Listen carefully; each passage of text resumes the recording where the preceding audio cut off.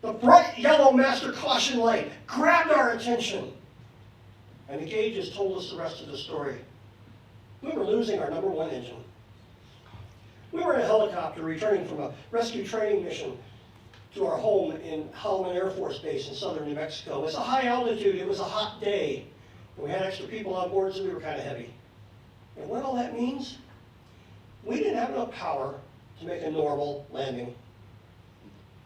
See, unlike an airplane, a helicopter requires more power to land than it does to fly.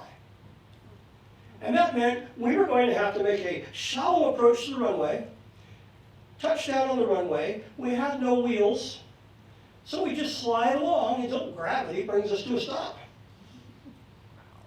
Now, we practiced this. We were familiar with the procedure. But then you always had those engines to recover if something went wrong. Now it had to be done right the first time. Fortunately, it was. Nobody was injured. Nothing was damaged other than a little bit of the runway. The training, the practice paid off. But there was another underlying factor.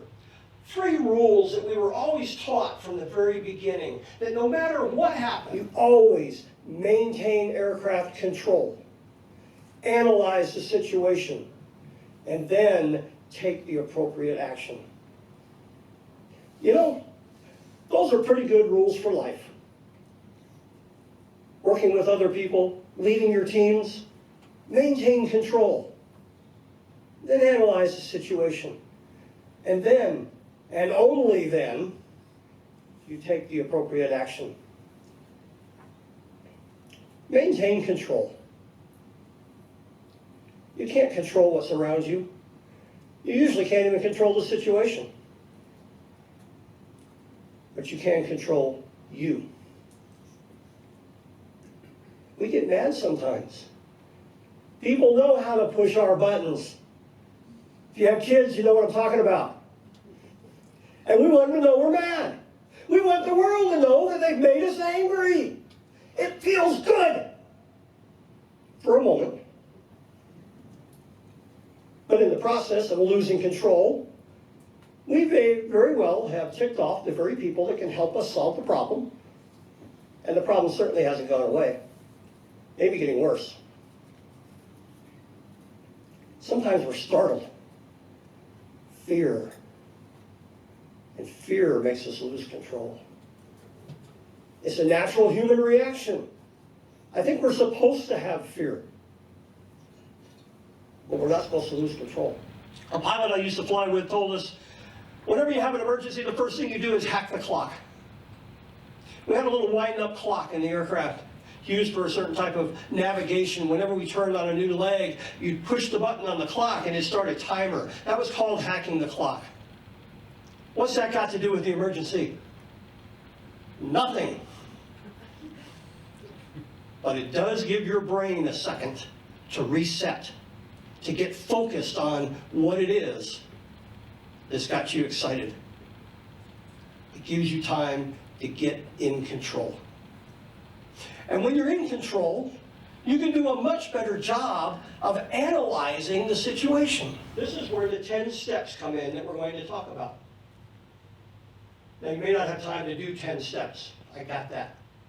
And that's why I've broken this into the 3-5-2 system.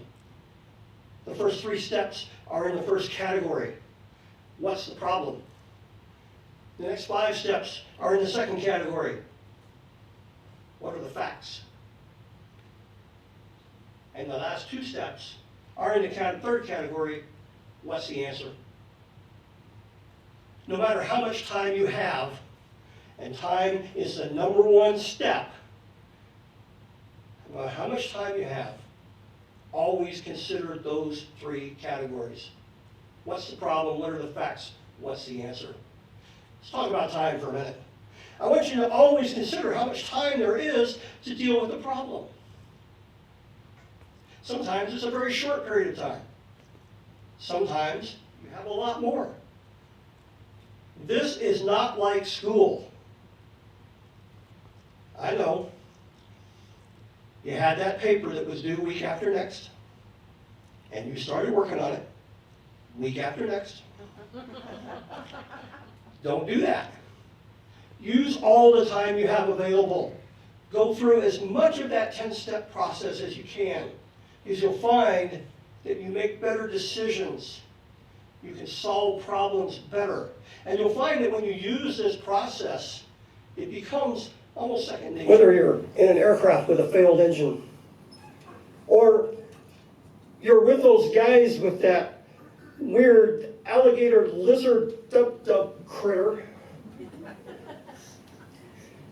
you'll always do better when you remember those 3 rules. Maintain control, then analyze the situation, and then take the appropriate action.